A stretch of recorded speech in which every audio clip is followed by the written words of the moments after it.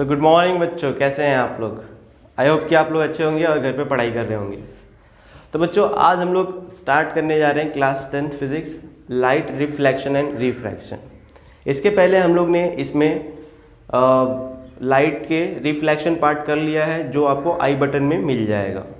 हम लोग रिफ्रैक्शन कल से स्टार्ट किए हैं, जिसके अंदर हम लोग ने लॉज ऑफ रिफ्रैक्शन और रिफ्रैक्टिव इंडेक्स के बारे में थोड़ा सा पढ़ा है। तो आइए बच्चों पहले इसको रिवाइज कर लेते हैं। रिवीजन बहुत ज़रूरी होता है बच्चों, ठीक है। तो सबसे पहले हम लोगों ने पढ़ा था रिफ्रैक्शन क्या होता है, व्हाट इज रिफ्रैक्शन।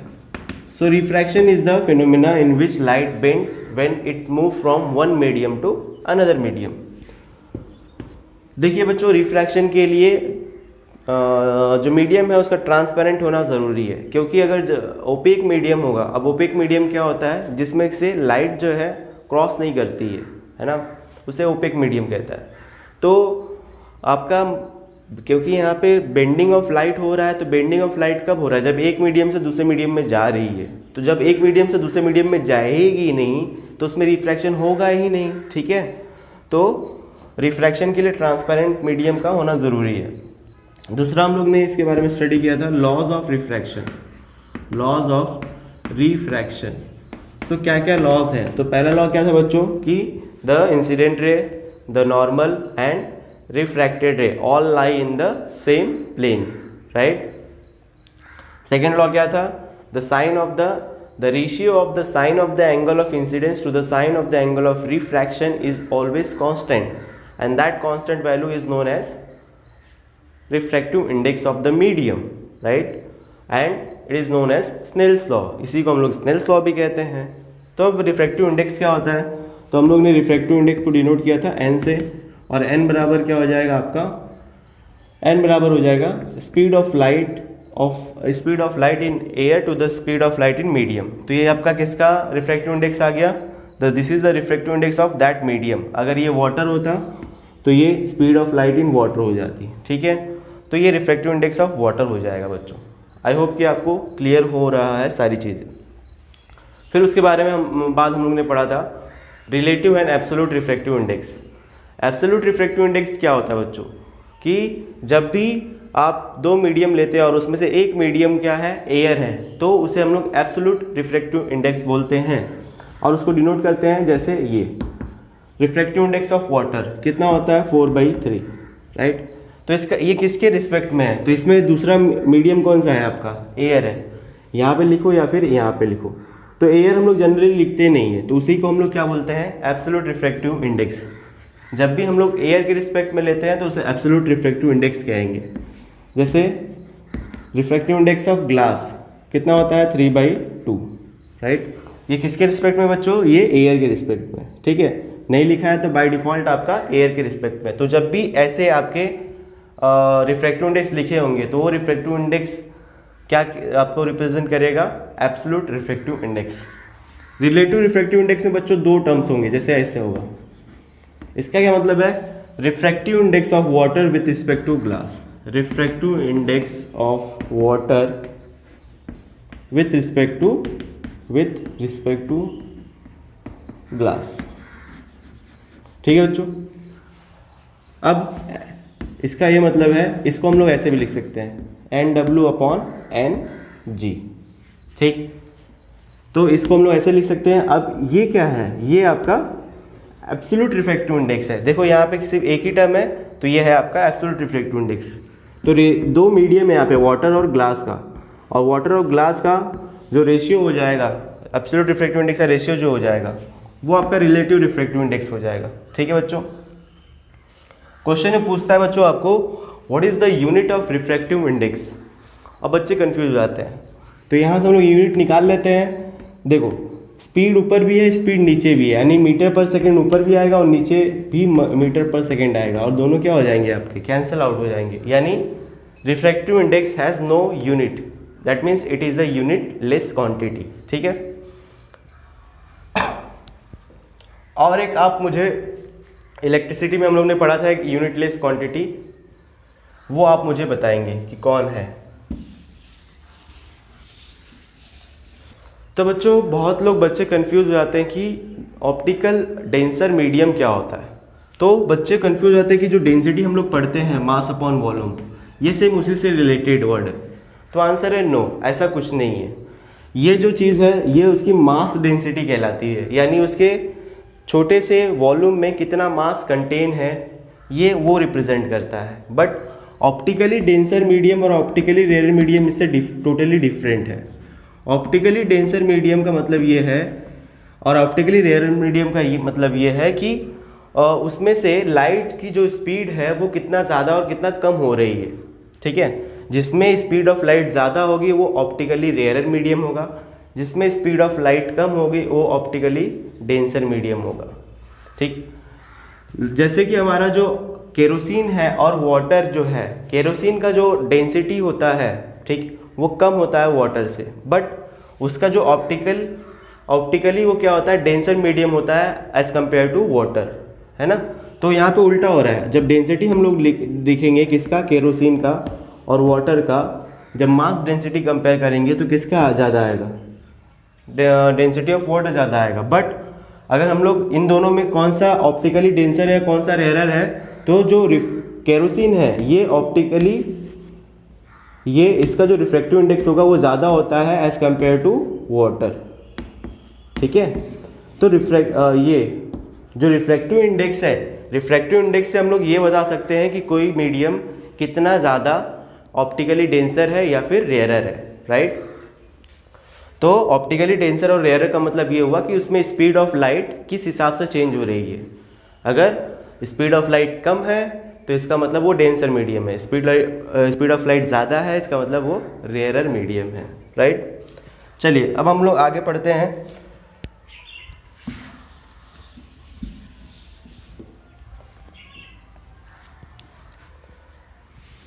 तो बच्चों अब हम लोग पढ़ते हैं ग्लास स्लैब के बारे में, रिफ्रैक्शन थ्रू ग्लास स्लैब।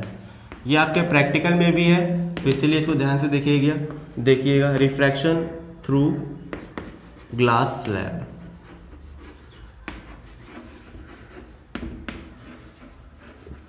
आपके बच्चों एनसीईआरटी में टेबल दिया हुआ है कुछ रिफ्रैक्टिव इंडेक्स का, वो आप लोग देख लीजिएगा ताकि आपको कुछ आइडिया हो जाए।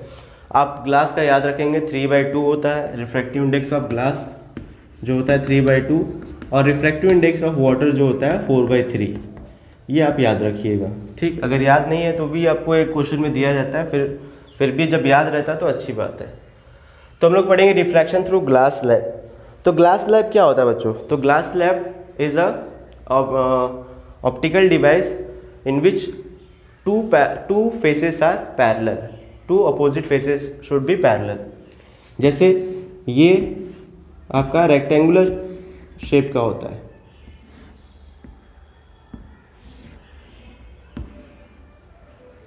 ये इस टाइप का होता है, ठीक है। तो ये जो फेस है, ये इस फेस पे क्या होती है, लाइट इंसिडेंट कराती है, ठीक है। तो इस फेस को हम लोग बोलेंगे फेस ऑफ रिफ्रैक्शन। अब यहाँ से जो लाइट होती है आपकी, जो आपका अंदर ट्रैवल करती है, ये ग्लास मीडियम है और ये ऊपर क्या है, एयर मीडियम है। तो इसके अंदर कैसे क्या होता है वो चीज़ें हम लोग सब यहाँ पे देखेंगे, राइट। तो ग्लास स्लैब में क्या होना चाहिए, जहाँ से रिफ्रैक्शन हो रहा है, दो फेसेस जहाँ से रिफ्रैक्शन हो रहा है वो पैरेलल होना बहुत ज़रूरी है, ठीक है। चलो जैसे मान लो कि ये आपका क्या है, ट्रेपेजॉइड है, 3D है, 3D में समझो इसको, ठीक है, ऐसे 3D में।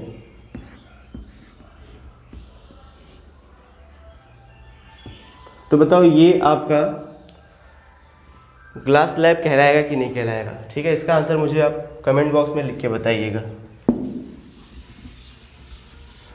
तो आगे बढ़ते हैं हम लोग, रिफ्रैक्शन थ्रू ग्लास स्लैब। तो बच्चों हम लोग उसका सिर्फ फ्रंट फेस बनाएंगे ग्लास स्लैब का, ठीक है ना। तो इस तरीके से मान लेते हैं ग्लास स्लैब है। अब क्या होता है, अब लाइट हम लोग यहाँ से इंसिडेंट करा रहे हैं, ये हम लोग इंसिडेंट करा रहे हैं, ठीक। यहाँ पे हम लोग क्या पहले ड्रॉ करेंगे, पॉइंट ऑफ इंसिडेंस पे एक नॉर्मल ड्रॉ करेंगे। ये क्या कहलाएगा, एंगल ऑफ इंसिडेंस कहलाएगा, ठीक है। अब क्या होगा, लाइट जो है रेयरर मीडियम से डेंसर मीडियम में, ऊपर कौन सा मीडियम है, एयर मीडियम है, ये है ग्लास स्लैब है, ठीक है। ग्लास स्लैब यानी ग्लास का बना हुआ है। तो जब भी लाइट रेयर से डेंसर में मूव करती है तो it will bend towards the normal. तो ये टूवर्ड्स द नॉर्मल इस तरीके से बेंड होगी। समझ में आ रहा है आपको? फिर यहाँ पे नॉर्मल ड्रॉ करिए। अब लाइट देखिए डेंसर से रेयर में जा रही है, फिर यहाँ पे क्या मिलेगा उसको, एयर मिलेगा कि नहीं?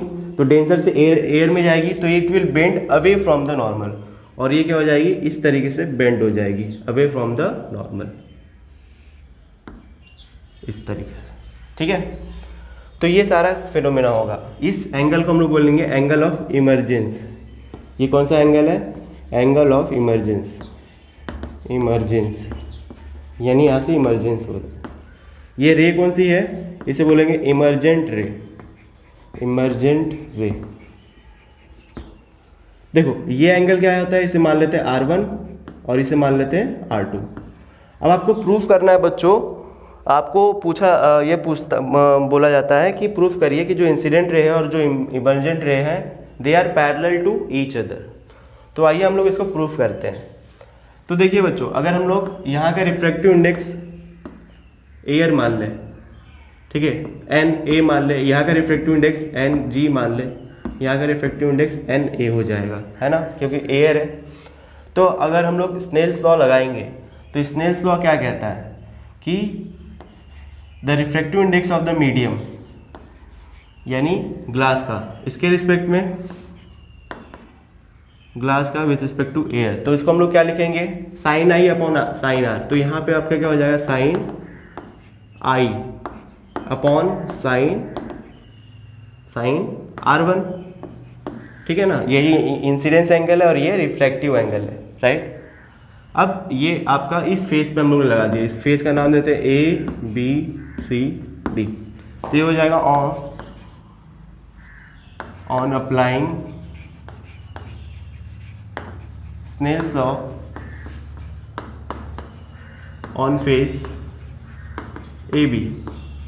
फेस AB पे हम लोग ने क्या कर दिया, अप्लाई कर दिया। बच्चों देखो ऐसे क्या होता है, ऐसे भी सही है, लेकिन ऐसे आप जब इसको न्यूमेरिकल में ऐसे जब अप्लाई करते हो तो गलत होने के चांसेस बहुत ज़्यादा हो जाते हैं। तो इसको सही करने का तरीका बहुत आसान है। देखो कैसे करते हैं, एक तो ये तरीका है, अगर ये से आपको आ रहा है समझ में तो बहुत अच्छी बात है, अगर नहीं आ रहा तो देखो क्या लिखना है। तो रिफ्रैक्टिव इंडेक्स ऑफ जहाँ पे लाइट इंसिडेंट हो रही है इनटू वहाँ का sine of angle of incidence. देखिए ये आपका एयर मीडियम में था तो एयर मीडियम का रिफ्रैक्टिव इंडेक्स लिख के उसका साइन के साथ मल्टीप्लाई कर देंगे, इसी को बराबर कर देंगे कहाँ पे लाइट जा रही है, ग्लास में जा रही है, इनटू वहाँ पे एंगल ऑफ रिफ्रैक्शन कितना है, साइन उसमें लगा दीजिए, तो ये साइन R1 हो जाएगा। तो ये और ये दोनों क्या है, दोनों मेथड ही सही है आपका, ठीक है। इसका मतलब भी यही है, इसका मतलब भी यही है, दोनों आपका सेम है। तो मैं ये मेथड लेके चलूँगा ताकि ये बहुत इजी होता है आपका, ठीक है ना, इसमें याद रखने वाली कोई बात नहीं है, आप तुरंत इसको अप्लाई कर सकते हो, ठीक। चलिए तब हम लोग और आगे लिखते हैं। अब हम लोग फेस DC पे लगाएंगे अप्लाई स्नेल्स लॉ, अप्लाई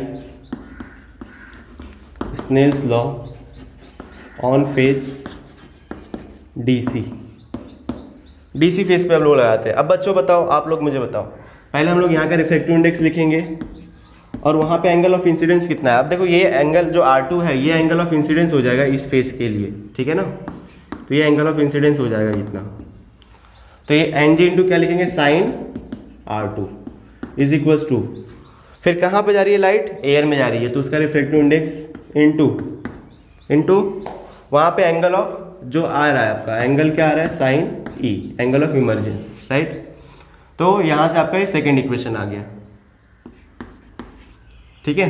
देखो अगर हम लोग यहाँ से NG अपॉन NA निकाल लें, NG अपॉन NA निकाल लें, तो यहाँ से क्या हो जाएगा, sine I upon sine R1। फिर से देखो NG अपॉन NA कर दो तो यहाँ पे क्या हो जाएगा, sine I upon sine R1, ठीक है। वैसे यहाँ पे बताओ NG अपॉन NA क्या हो जाएगा, NG अपॉन NA क्या हो जाएगा, sign E upon sine R2, ठीक है। अब देखो अगर ये दोनों सेम है, यहाँ पे भी NG अपॉन A है, वहाँ पे भी NG अपॉन A है, तो ये क्या हो जाएगा आपका, ये दोनों की क्वांटिटी क्या हो जाएगी, सेम हो जाएगी। अब देखो इसके पहले आपको एक चीज़ बता दूं, देखो ये और ये क्या है, अगर ये और ये दोनों पैरेलल हैं, अगर मैं इस पर नॉर्मल ड्रॉ करता हूँ और इस पर नॉर्मल ड्रॉ करता हूँ, तो ये दोनों भी क्या होंगे बच्चों, पैरेलल होंगे। और पैरेलल लाइन को जब कट करता है तो यहाँ पे देखिए Z बनेगा आपका, ये एक Z बन रहा है ये, या फिर ऐसे भी देख सकते हैं आप, ये ऐसे। तो ये जो एंगल होगा वो एंगल इसके बराबर होगा, वही यहाँ पे है, देखो ये Z बन रहा है, ये ऐसे।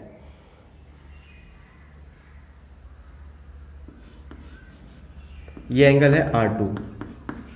तो देखो ये यहाँ से ऐसे Z बन रहा है आपका, ठीक है, ये Z बन रहा है आपका।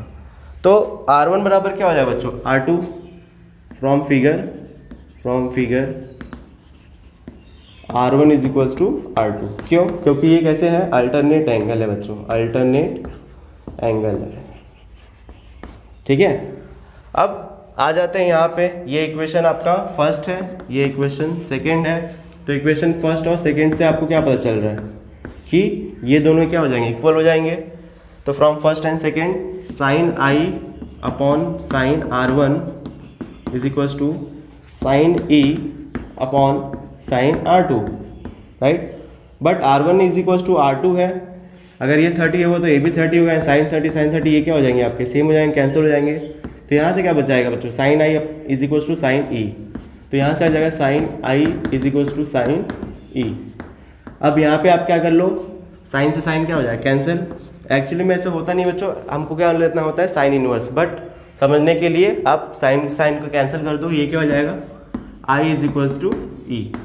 इसका मतलब ये है बच्चों कि जो एंगल ऑफ इंसिडेंस है और एंगल ऑफ इमरजेंस है वो क्या होगा बच्चों, इक्वल होगा, ठीक है। इसको नोट कर लीजिए। अब इसमें देखिए हम समझा रहे हैं आपको और चीज़ें क्या क्या है। तो बच्चों अगर एंगल दो सेम है, इसका मतलब ये है कि जो लाइंस एंगल बना रही हैं वो लाइंस क्या है, या तो पैरेलल या तो कोइंसिडेंस है ना। जैसे मान लो ये आपका कोई प्लेन है, यहाँ पे कोई लाइट इंसिडेंट कर रही है, अगर ये एंगल 30 डिग्री है और एक और लाइन है, ये एंगल भी 30 डिग्री है, तो इसका ये मतलब है कि ये दोनों लाइन क्या है, पैरेलल है। वैसे ही आपका यहाँ ग्लास स्लैब पे हो रहा है, ग्लास स्लैब पे क्या हो रहा है बच्चों कि जो एंगल ऑफ इंसिडेंस है आपका, और फिर बाद में यहाँ से इस तरीके से, यानी ये एंगल E और एंगल I ये दोनों क्या है बच्चों, बराबर है। अगर ये दोनों बच्चों बराबर है तो ये दोनों लाइन क्या हो जाएंगे, पैरेलल। अगर आप इसको पीछे बढ़ाओगे तो जब आप इसको पीछे बढ़ाओगे तो ये लाइन और ये लाइन, यानी इंसिडेंट रे और emergent ray, they are parallel to each other. तो ये दोनों लाइन पैरेलल प्रूफ हो गई। और ये जो डिस्टेंस होता है, दो पैरेलल लाइन के बीच में जो डिस्टेंस होता है, परपेंडिकुलर डिस्टेंस होता है बच्चों, ये दो पैरेलल लाइन के बीच में जो परपेंडिकुलर डिस्टेंस होता है, यहाँ क्या हुआ, ये जो ये इंसिडेंट रे थी वो क्या हो गई आपकी, शिफ्ट हो गई। तो इसे हम लोग बोलते हैं लैटरल शिफ्ट। क्या बोलते हैं, लैटरल शिफ्ट। तो लैटरल शिफ्ट का डेफिनेशन लिख लीजिए आप लोग, the perpendicular distance between the incident रे and the path of emergent ray. ये पाथ है, ये एक्चुअल इमरजेंट रे तो यहाँ पे है, लेकिन उसका पाथ यही है। तो the lateral shift may be defined as the perpendicular distance between incident ray and path of the emergent ray is called lateral shift। ठीक है बच्चों, इसकी डेफिनेशन आपसे पूछी जाती है कि lateral shift क्या होता है।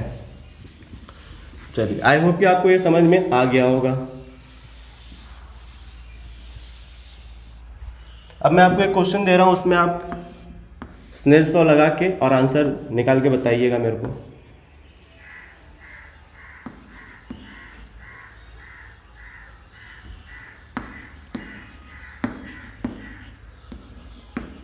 अब मैंने क्या कर दिया, एयर मीडियम की जगह क्या कर दिया, वाटर मीडियम कर दिया। अब आपको बच्चों बताना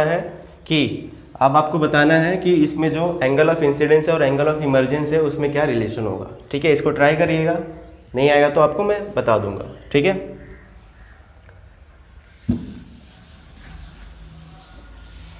तो इस तरीके से रिफ्रैक्शन जो है हमारा ग्लास स्लैब से कंप्लीट हो चुका है। आइए हम लोग कुछ न्यूमेरिकल सॉल्व कर लेते हैं जो आपके बुक में है। ठीक है, तो आइए बच्चों हम लोग न्यूमेरिकल स्टार्ट करते हैं। पहला क्वेश्चन आपका जो इंटेक्स क्वेश्चन में है, you are given a kerosene जिसका रिफ्रैक्टिव इंडेक्स 1.44 है। केरोसिन है, उसका रिफ्रैक्टिव इंडेक्स 1.44 है। उसके बाद में टर्पेंटाइन है, उसका रिफ्रैक्टिव इंडेक्स 1.47 है। और उसके बाद में वाटर है, उसका रिफ्रैक्टिव इंडेक्स 1.33 है। टर्पेंटाइन क्या होता है बच्चों? लकड़ी पे जो हम लोग पेंट मारते हैं, ठीक है, वो जो उस पर कीड़े मकोड़े लगने से बचाने के लिए जो पेंट मारते हैं उसे टर्पेंटाइन कहते हैं, ठीक है। तो ये तीनों रिफ्रैक्टिव इंडेक्स दिया हुआ है। बोला है कि in which of this does the light travel fastest. तो किसमें लाइट जो है फास्टेस्ट ट्रेवल करेगी? तो बच्चों मैंने बताया था ऑप्टिकली रेयरर मीडियम में लाइट फास्टर ट्रेवल करेगी। इसमें से रेयरर मीडियम कौन होगा? जिसका रिफ्रैक्टिव इंडेक्स कम होगा। तो किसका सबसे कम है? वाटर का सबसे कम है, फिर केरोसिन का है, फिर टर्पेंटाइन का है। तो स्पीड ऑफ लाइट किस में ज़्यादा होगी? तो speed of light will be greater in water as compare to kerosene as compare to turpentine. तो ये रिलेशन हो जाएगा बच्चों, ठीक है। Second question, the refractive index of a diamond is 2.42। तो बच्चों ये याद रखेंगे कि जो रिफ्रैक्टिव इंडेक्स डायमंड का होता है वो सबसे ज़्यादा होता है। रिफ्रैक्टिव इंडेक्स कितना है इसका? 2.42 है। किसका? डायमंड का। तो डायमंड का रिफ्रैक्टिव इंडेक्स 2.42 है। What is the meaning of this statement? इसका क्या स्टेटमेंट का मीनिंग है? तो इसका मतलब क्या हो गया बच्चों? इसका मतलब ये हो गया, अब हम लोगों को पता है कि रिफ्रैक्टिव इंडेक्स क्या होता है। रिफ्रैक्टिव इंडेक्स का मतलब होता है C upon speed of light in diamond. अब इसको यहाँ पर लेके जाओ तो ये हो जाएगा C अपॉन ये 2.42। इसका मतलब जो स्पीड ऑफ लाइट है वो एक्चुअल स्पीड ऑफ लाइट जो एयर में थी उससे कितने टाइम्स कम हो गई? 2.4 टाइम्स क्या हो गई? कम हो गई, राइट। तो स्पीड ऑफ लाइट डायमंड में क्या हो जाएगी? कम हो जाएगी। कितने टाइम्स कम हो जाएगी? 2.42 टाइम्स। जो actual speed of light in air है उससे क्या हो जाएगी? उतने टाइम्स कम हो जाएगी, ठीक है। इसका स्टेटमेंट का मतलब ये है। नेक्स्ट है, light enters from air to glass. Air है और नीचे ग्लास है, ठीक है। ये लाइट इंटर्स कर रही है। ऑफ रिफ्रैक्टिव इंडेक्स, तो ग्लास का रिफ्रैक्टिव इंडेक्स दिया हुआ है, कितना दिया हुआ है इसका? 1.5, जो होता ही है इसका। 3/2 को आप जब सॉल्व करोगे तो 1.5 आएगा। तो रिफ्रैक्टिव इंडेक्स ऑफ ग्लास दे दिया है आपको। What is the speed of light in the glass? अब speed of light in the glass निकालना। तो देखो रिफ्रैक्टिव इंडेक्स ऑफ ग्लास का मतलब हो जाएगा C अपॉन VG। तो VG बराबर क्या हो जाएगा? C upon NG। तो यहाँ से VG बराबर हो जाएगा, C क्या होता है? 3 × 10⁸ अपॉन NG दिया हुआ है आपको कितना? 1.5। इसको आपको 3/2 भी लिख सकते हो। 3 से 3 क्या हो जाएगा? कैंसिल, 2 ऊपर चला है, 2 × 10⁸ मीटर पर सेकेंड, ठीक है ना। देखो ग्लास में क्या हो गया? उसकी स्पीड कम हो गई। एक्चुअली स्पीड कितनी थी? 3, ठीक है ना। 3 से ज़्यादा कभी स्पीड ऑफ लाइट नहीं आएगी बच्चों, कोई भी मीडियम हो। जो एयर है उसी में सबसे ज़्यादा स्पीड होती है, या फिर अगर एग्जैक्टली कहा जाए तो वैक्यूम में, ठीक है। नेक्स्ट क्वेश्चन है बच्चों, a beam of light passes. ये आपके NCERT में नहीं दिया हुआ है, ये मैं बुक से करा रहा हूँ। इसको मैं स्क्रीनशॉट जो है ऊपर दे दूंगा मैं। A beam of light passes from air into a substance X। यानी एक एयर मीडियम है और वहाँ से लाइट जो है इंटर कर रही है कहाँ पे? एक मीडियम में। उस मीडियम क्या है? उस मीडियम का नाम X है। If the angle of incidence is 45 degree, यानी एंगल ऑफ इंसिडेंस आपको दे दिया हुआ है। थोड़ा सा इसको और बेंड कर लेते हैं। ये एंगल ऑफ इंसिडेंस कितना है बच्चों? 45 degree. And the angle of refraction is 30 degree, यानी जब लाइट यहाँ से एग्जिट करेगी तो 30 डिग्री है, यानी ये कम बना रही है एंगल, है ना। एंगल जो नॉर्मल से कम बना रही है, तो टुवर्ड्स नॉर्मल हो जाएगा। Calculate the refractive index of a substance X। तो इसका रिफ्रैक्टिव इंडेक्स कैलकुलेट करना है आपको। तो बच्चों बताओ, कम से कम आप यहाँ से ये बता सकते हो कि कौन रेयर है कौन डेंसर है। कैसे? यहाँ पे देखो एंगल ऑफ इंसिडेंस 45 है। अगर आपका पता है कि जब भी लाइट डेंसर से रेयर जाती है तो अवे बेंड होती है। तो अगर ये 45 होता और अगर ये 48 हो जाता तो इसका मतलब ये रेयर हो जाता और ये डेंसर हो जाता। बट यहाँ पे क्या है? ये कम हो गया, इसका मतलब ये डेंसर है और ये रेयर है। हम लोग रिफ्रैक्टिव इंडेक्स से भी कैलकुलेट कर सकते हैं। Refractive index of x is equal to क्या हो जाएगा, साइन आई अपॉन, स्नेल्स लॉ लगाएंगे यहाँ पे, sine I upon sine r. Sine i कितना है बच्चों 45 अपॉन साइन आर कितना है बच्चों 30। 45 की साइन 45 कितना होता है 1/√2 अपॉन साइन 30 कितना होता है 1/2, तो 2 ऊपर चला जाएगा अपॉन √2। ठीक, इसको रेशनलाइज कर दिए 2 × 1.41 अपॉन 2, 2 से 2 कैंसिल, कितना आ जाएगा 1.41 आ जाएगा। ठीक है, तो रिफ्रैक्टिव इंडेक्स कितना आ जाएगा 1.41, और एयर का कितना होता है 1 होता है, तो ऑब्वियस सी बात है ये क्या हो गया, डेंसर मीडियम हो गया, right. Next, the speed of light in water is this, speed of light in water, तो VW हो जाएगा। वाटर का लिए स्पीड ऑफ लाइट है 2.25 × 10⁸ मीटर पर सेकेंड, यानी 1 सेकेंड में इतना स्पीड है। That of glass is this, glass का जो स्पीड ऑफ लाइट है ग्लास में वो कितना है 2 × 10⁸ मीटर पर second. Calculate the refractive index of glass with respect to water, तो यहाँ पे आपको क्या करना है, calculate the refractive index of glass with respect to water, यानी Ng/Nw आपको क्या करना है, कैलकुलेट करना है। ठीक है, कैसे करेंगे देखो,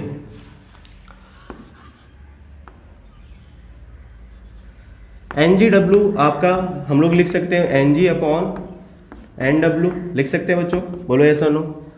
अब देखो Ngw क्या हो जाएगा, C/Vg होगा, बोलो ऐसा नो, और ये Nw क्या होगा, C/Vw होगा। याद आ रहा है आप लोग को, कोई भी रिफ्रैक्टिव इंडेक्स क्या होता है, C/ speed of light in air to the speed of light in that medium, यही तो होता है। तो Ng को हम लोग ये लिख सकते हैं, और वैसे Nw को हम लोग क्या लेंगे C/Vw, तो C से C क्या हो जाएगा, कैंसिल हो जाएगा, Vw ऊपर चला जाएगा और नीचे क्या आ जाएगा, Vg आ जाएगा। Vw कितना है बच्चों, उसकी वैल्यू यहाँ पे रख देना, Vg की वैल्यू नीचे रख देना, उसको सॉल्व कर लेना, आंसर आ जाएगा। ठीक है, कैलकुलेशन आप लोग कर लेना, इसका आंसर जो है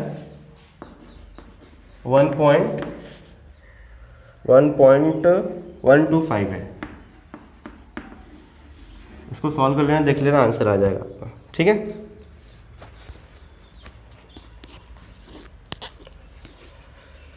चलिए अब कुछ क्वेश्चन मैं आपको होमवर्क में दे रहा हूं जो आपको सॉल्व करने हैं। ठीक है,